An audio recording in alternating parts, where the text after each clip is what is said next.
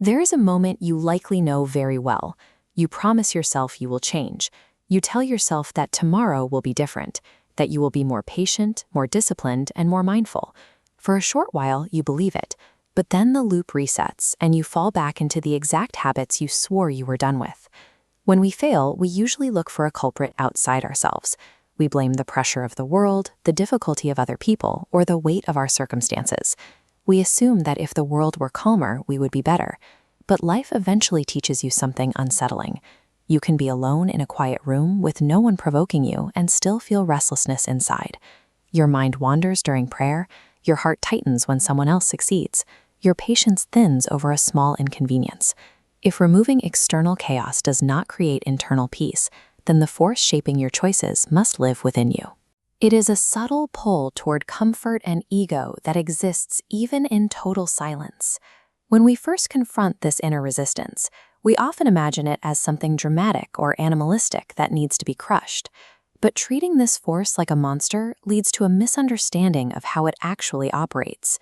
Islamic spirituality calls this inner force the nafs. Rather than a demon, it acts as a subtle filter through which you see yourself and the world. It is the part of you that pulls toward impulse instead of awareness, seeking immediate relief over long-term clarity. Its effectiveness lies in its speed. Because it sounds like your own internal voice, you rarely question it.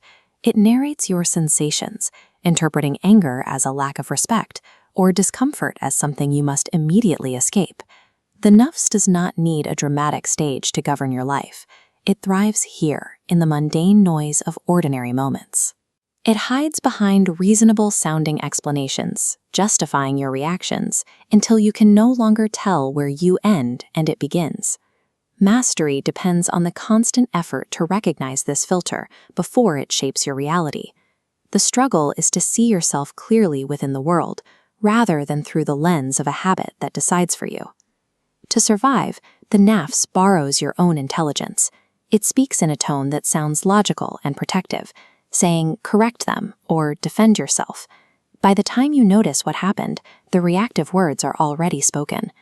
It is so adaptable that it even survives in spiritual environments. You can perform the motions of prayer while the heart remains unsettled, or worse, use your devotion to build an image of yourself as someone more disciplined than others. This is why blind self-control often fails.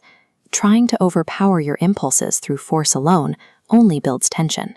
You may notice that the more you tell yourself, I must stop thinking this way, the louder those thoughts become. Engaging in an internal argument with the nafs often leads nowhere. It is skilled in reasoning and can out-argue you using your own thoughts, turning your knowledge and experience into a justification for why your reaction is valid. Willpower alone is an unstable strategy. Attacking this force blindly causes it to change its voice, returning as self-loathing or a new form of pride. To find a different way, we must isolate the micro-moment between a stimulus and an action. Here, the nafs intercepts awareness, forcing an urgent reaction. By introducing a deliberate pause, you drive a wedge into this process, breaking the immediate connection between trigger and response. Delaying a response by just a few seconds weakens the authority of the nafs. Its power depends on immediacy. When you create space, its urgency begins to loosen. This pause is not about suppressing the emotion. It is about exposing the impulse to the light of your own awareness. When an urge is observed without being obeyed, it eventually loses its heat and fades on its own. Control is achieved by holding this center of attention. You are not fighting, you are simply delaying an impulse until wisdom can arrive. Practicing this pause consistently begins to change how the mind functions. You move away from a state where impulses rule blindly, and you start to notice the gap where a different choice is still possible. As awareness deepens, you enter a stage of conscience and reflection. You might replay a moment in your mind and feel regret, thinking, I could have handled that better. This discomfort is a sign of life. It is the sensitivity returning to the heart. Eventually, the internal noise begins to soften. You still feel impulses, but you also feel a quiet nudge toward what is right.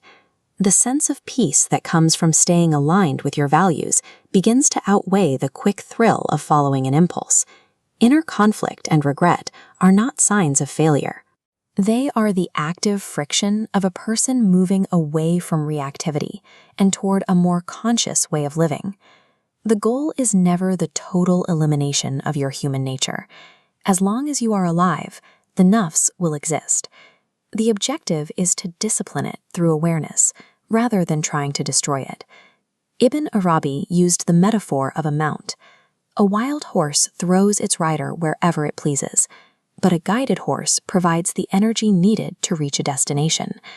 The strength that once dragged you away from presence becomes the force that supports your endurance. This leads to a state of tranquility, where the inner hierarchy is restored.